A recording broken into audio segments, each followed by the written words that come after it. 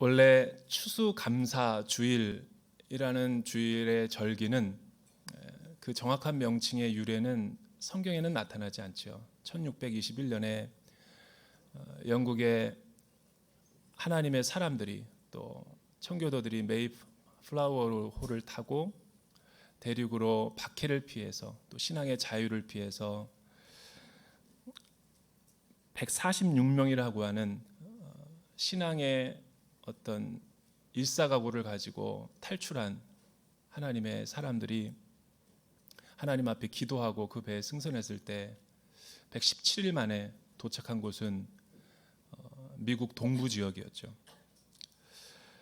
1년 동안에 44명이 죽고 102명이 살아난 혹한과 가난과 굶주림 속에서 원주민들이 가르쳐준 옥수수 나달갱이 몇 개와 또 곡물 재배법을 그 인디언들이 가르쳐준 그 재배법을 가지고 첫 수확을 했을 때 비록 초라했지만 큰 수확은 아니었지만 그것이 너무나 감사하고 기뻐서 청교도들은 하나님 앞에 3일 동안 축제를 벌였죠. 그 축제라는 것은 우리와 같은 땡스기빙, 하나님 앞에 감사와 찬양을 드리면서 추수감사 헌물과 함께 예배를 드린 것에 11월 셋째 주 때 미국에서는 추수감사 주일로 지키게 된 것이죠. 그래서 미국 사람들은 터키를 먹어요. 칠면조. 교회에서도 칠면조도 먹고 이것을 기리기 위해서 뉴욕 엠파이어 스테이트 빌딩은 102층으로 지어진 것이죠. 왜냐하면 이 뉴욕에 처음으로 정착한 미국인들을 기념하기 위해서 신앙의 정신으로 세워졌다라는 의미에서 뉴욕 엠파이어 스테이트 빌딩은 102층으로 그 102명의 추수감사 예배를 드린 분들을 축복하기 위해서 세워진 것이죠. 반면 우리나라는 초대 언더우드와 아펜젤러 선교사님이 1860년대 70년대에 들어오시면서 그 갓 대학교를 졸업하고 이 조선 땅을 복음의 씨앗을 심겠다고 그런 각오로 정말 25, 26밖에 안 되는 청년의 나이로 제물포항에 도착했을 때 미래도 없었고 비전도 없었고 소망이 없어 보였던 이 조선의 땅에 첫 주일에 하나님 앞에 추수감사 예배를 드리고 나아갔던 것이 유래가 되어서 조선예수 장로회에서는 1904년 9월에 온 교회가 이 추수감사 절기를 지키기로 승인을 하죠. 그래서 우리나라는 추수감사 예배로 드리게 되었던 거예요. 하지만 교회 헌법책에서는 대한예수교 장로회 총회법은 각 교회와 노회가 임의로 추수감사 예배를 드릴 수 있게 하는 것이죠. 미국 절기에 맞추다 보니까 가끔 눈도 올 때가 있어요. 그래서 이러면 안 되겠다 싶어서 이재훈 목사님께서 교회 리더십들과 함께 의논해서 우리나라에 가장 적합한 추수감사 절기를 찾아보니까 추석 뒤에 바로 주일날을 드리는 게 가장 이상적이다 해서 우리 교단과 또 우리 교회는 이 추석 다음 주일로 추수감사 예배를 드리는 것이죠.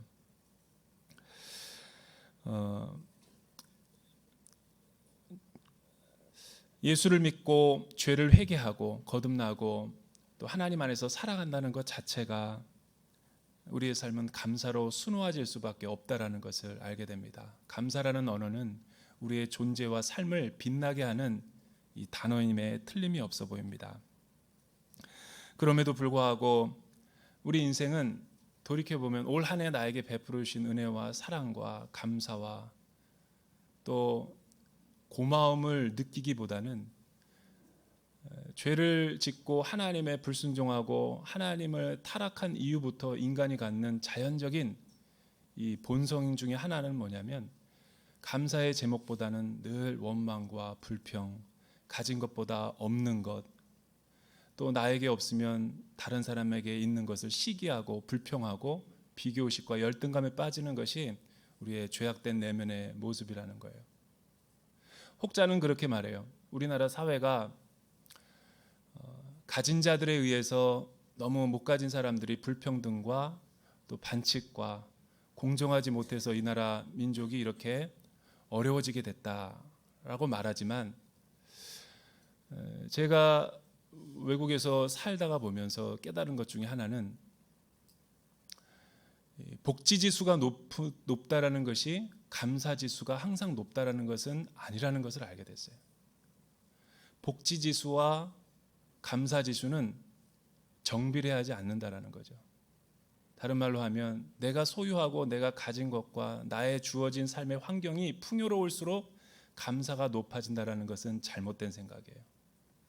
그렇다면 모든 선진국들은 감사가 많아야 되고 문제가 없어야 될 텐데 북유럽과 많은 세계 선진국들을 가보면 자살률이 높죠. 우리나라도 선진국의 문턱에 들어서자 자살률이 상당히 높아지게 됐어요.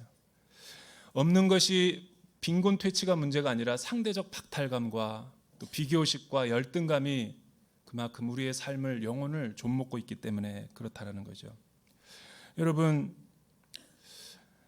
생각을 해보십시오. 이 나라 민족이 언제부터 그렇게 복지를 운운했으며 대한민국이 언제부터 잘 살게 됐어요. 우리나라는 잘 살게 된 지가 얼마 안 돼요. 과거를 회상하다 보면 풍요로울 때보다 사과 개짝 하나 놓고 라면 끓여 먹던 때가 더 행복하고 더 그리워질 때가 많아요. 제가 중국에서 5년 동안 이희정 집사님과 우리 최철미 집사님과 함께 중국에서 살았는데 그렇다고 제가 이 집에서 살았다는 얘기는 아닙니다. 같이 공동체 우리 교회 생활을 했는데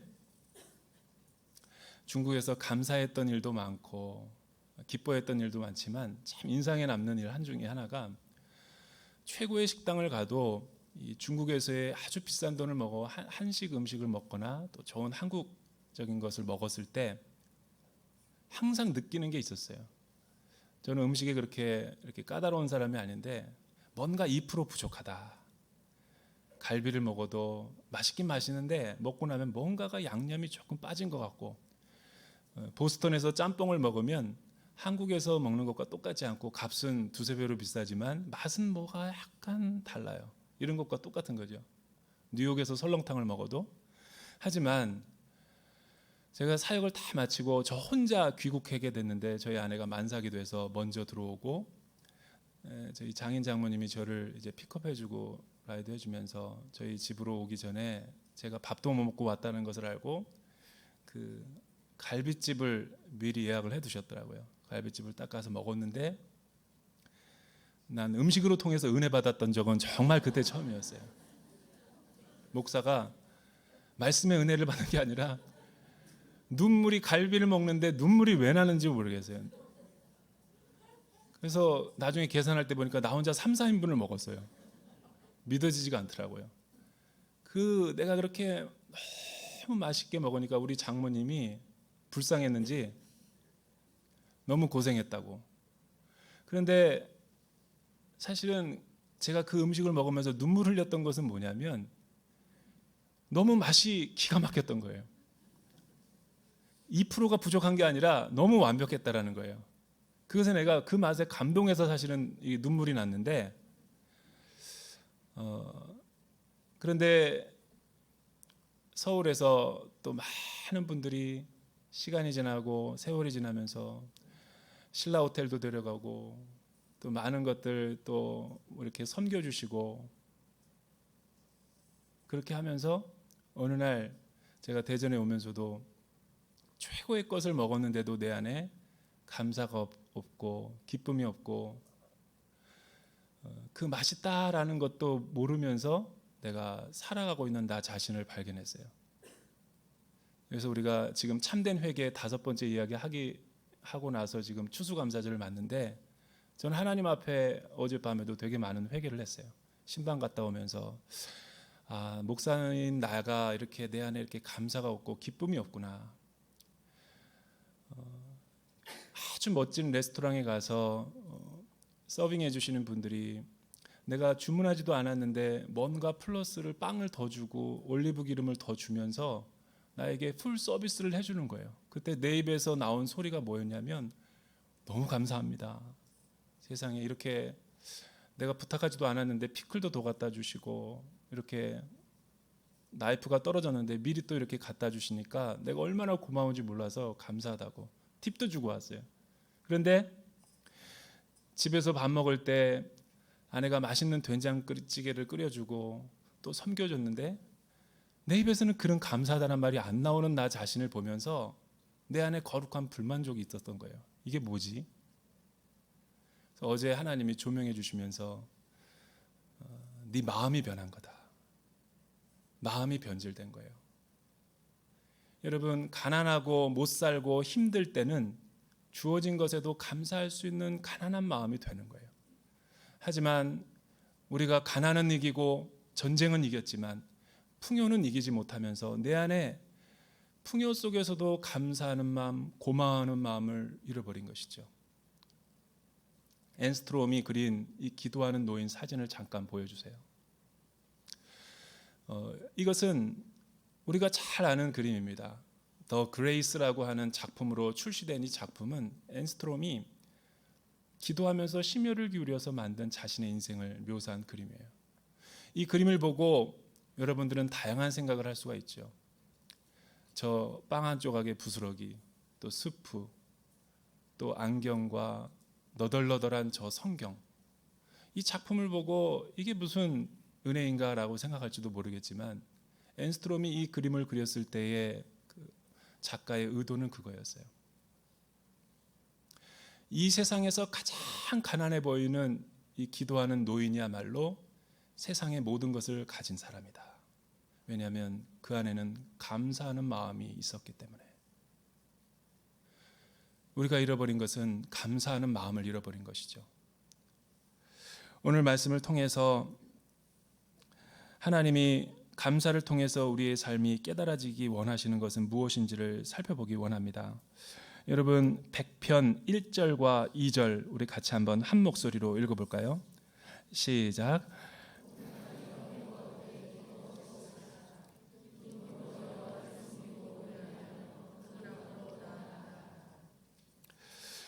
오늘 시편 기자는 온 땅이여 여호와께 기뻐 외치라. 기쁨으로 여호와를 섬기고 노래하며 그분 앞으로 나아가라.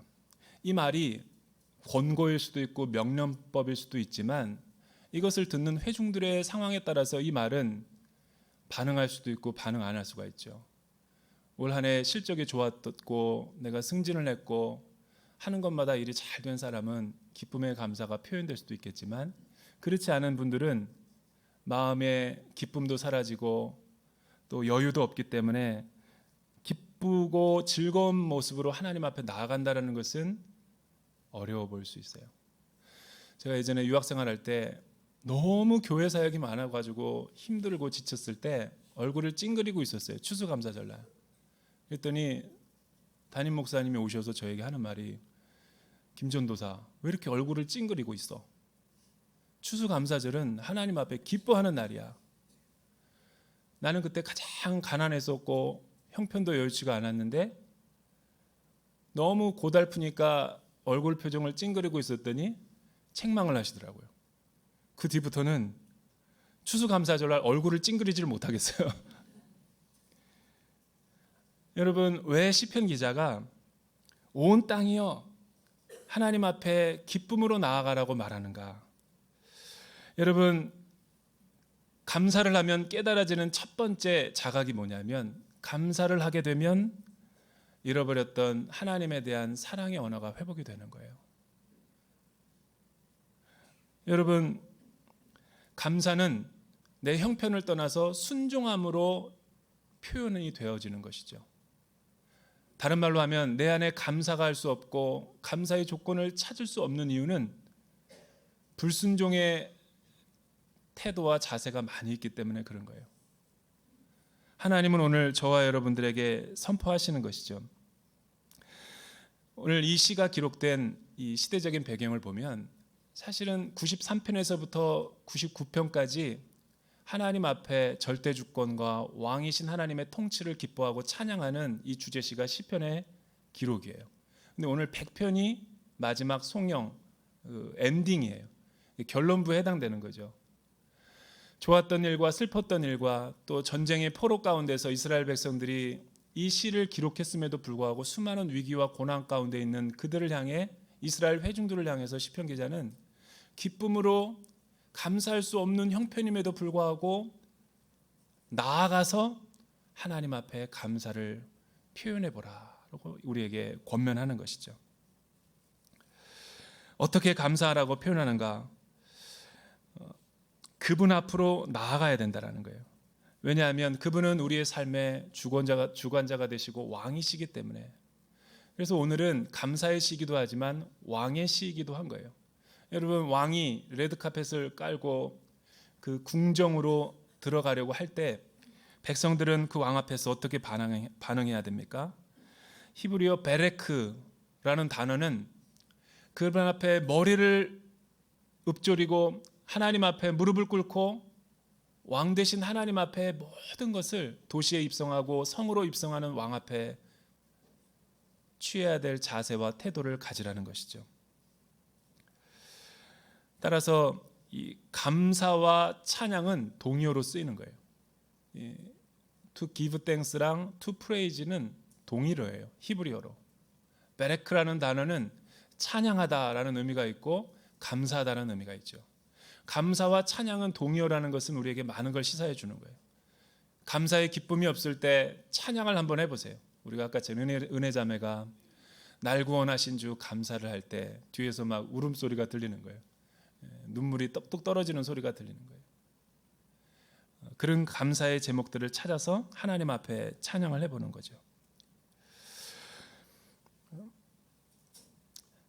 제가 목회자로서 목회를 하다 보면 이 감사를 표현하는 성도님들이 있어요.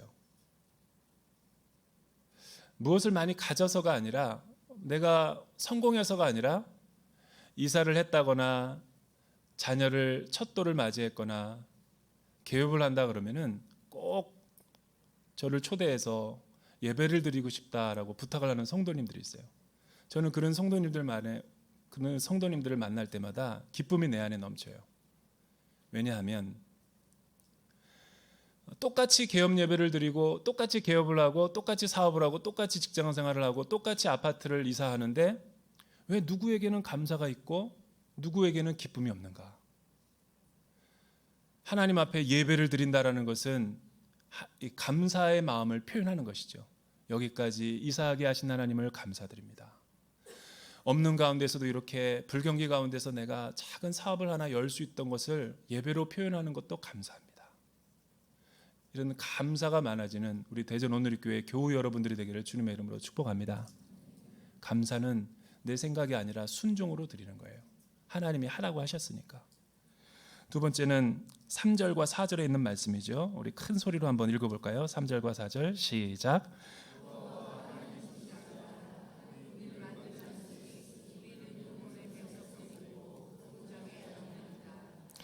감사하면서 그 문으로 들어가고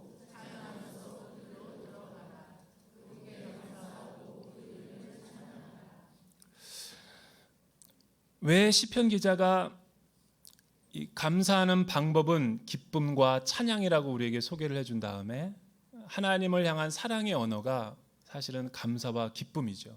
그것이 찬양이죠. 그래서 감사가 있는 사람들은 늘 찬양이 흘러나오는 것이죠. 그리고 감사를 하면 깨달아지는 것의 하나가 나의 주인이 누구인지를 알게 되는 거예요.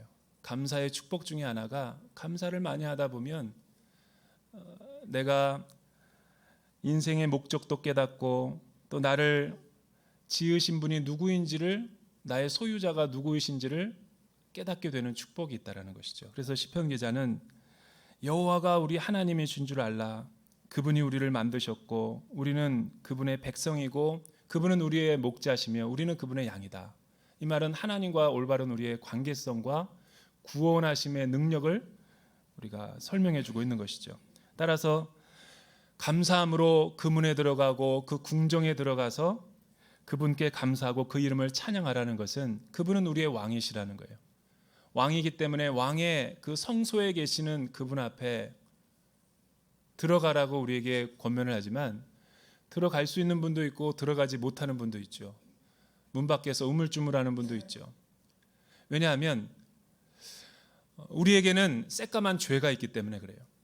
하나님 앞에 범죄하고 하나님 앞에 나아가지 못하는 이유는, 나가고 싶어도 나갈 수 없는 이유는 하나님을 향한 내 안의 반역적인 태도와 불순종의 자세 때문에 그런 거예요.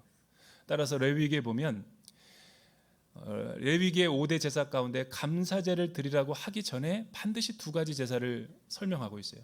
하나는 번제와 소제죠. 이 번제와 소제는 우리의 죄를, 내면의 죄악을 태우는 거예요.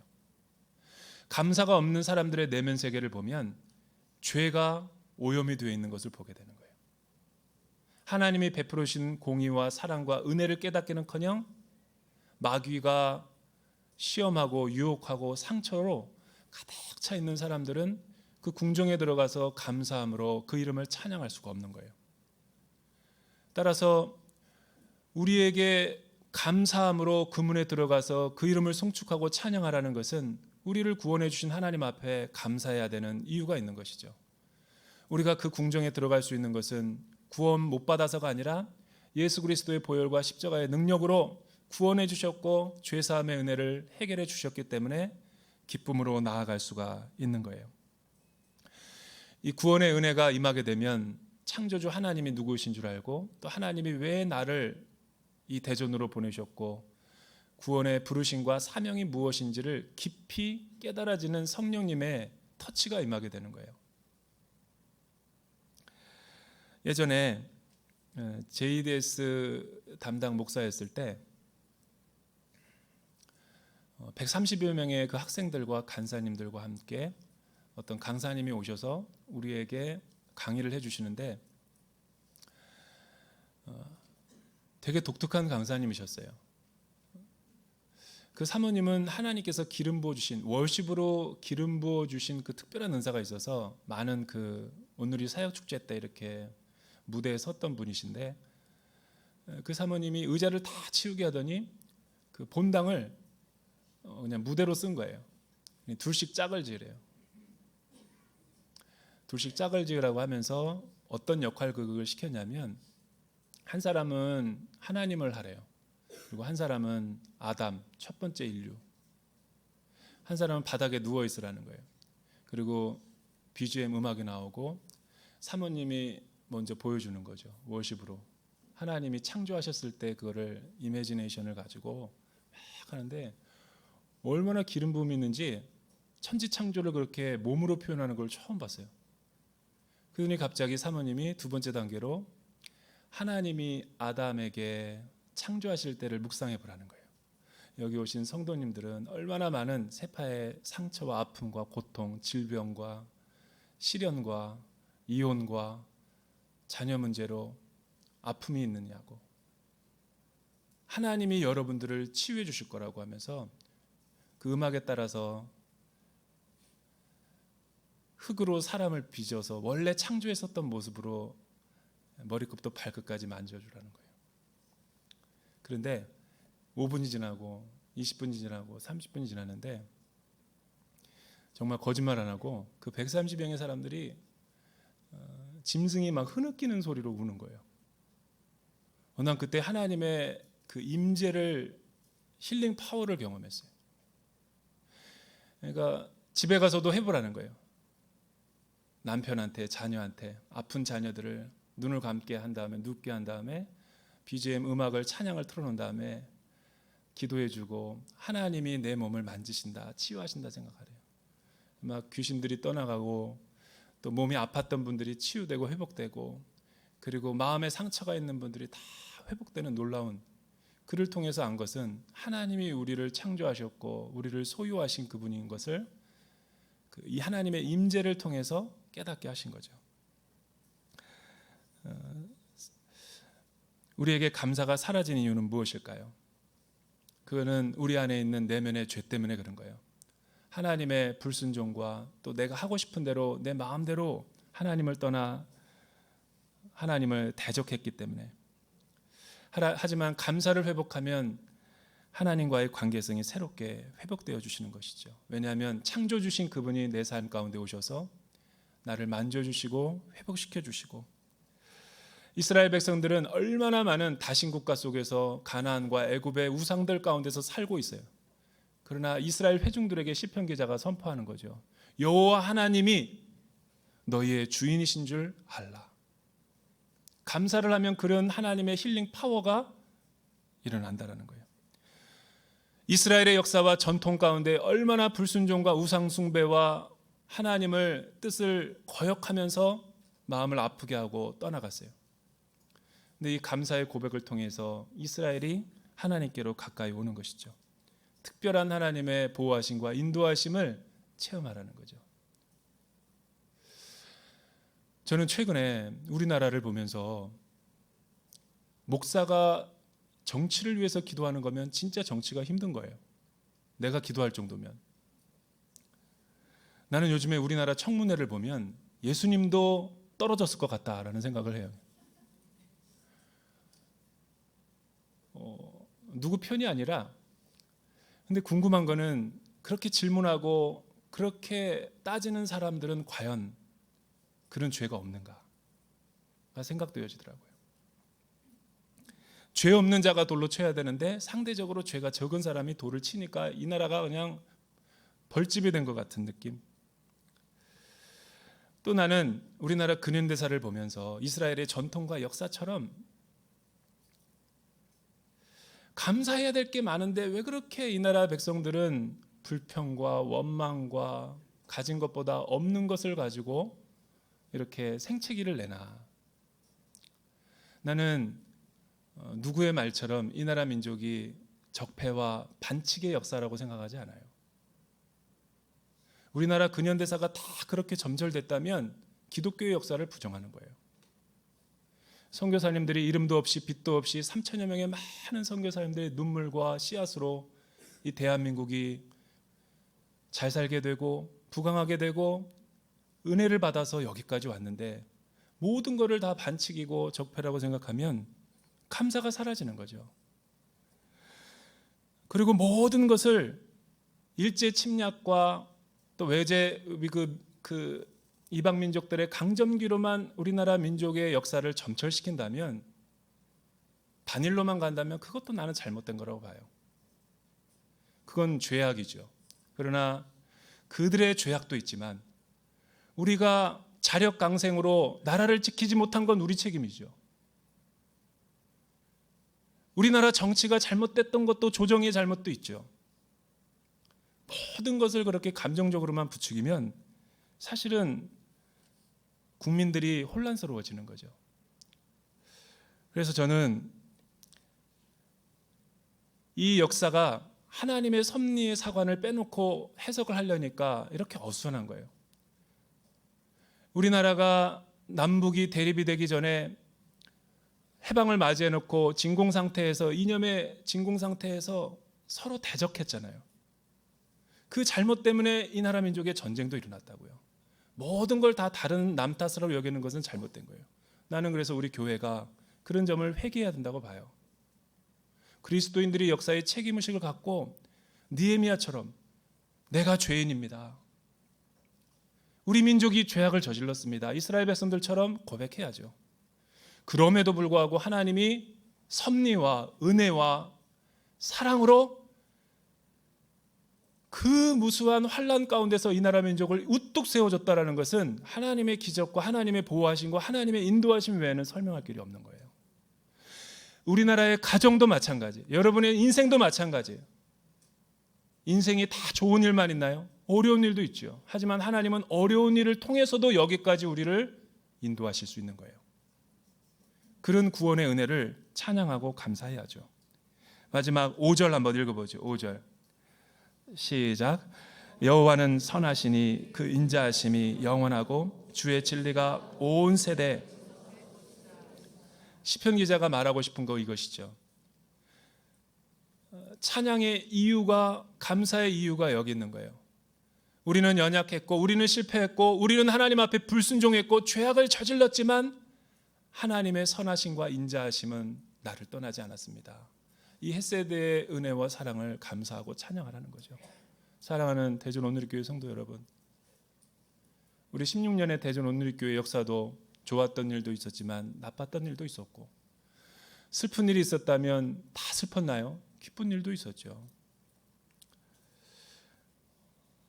여러분에게 하나님의 사랑과 이 변함없는 은혜를 감사하는 마음이 혹 잃어버리지는 않았는지, 나를 낮추시기도 하고 높이시기도 하시면서 여기까지 인도하신 그 하나님의 공의와 사랑과 그 변함없는 그 언약적 사랑을 우리는 감사로 표현해야 돼요.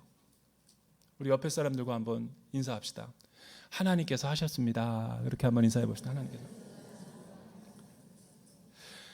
다시 한번 선포합시다. 모든 것이 하나님의 은혜입니다.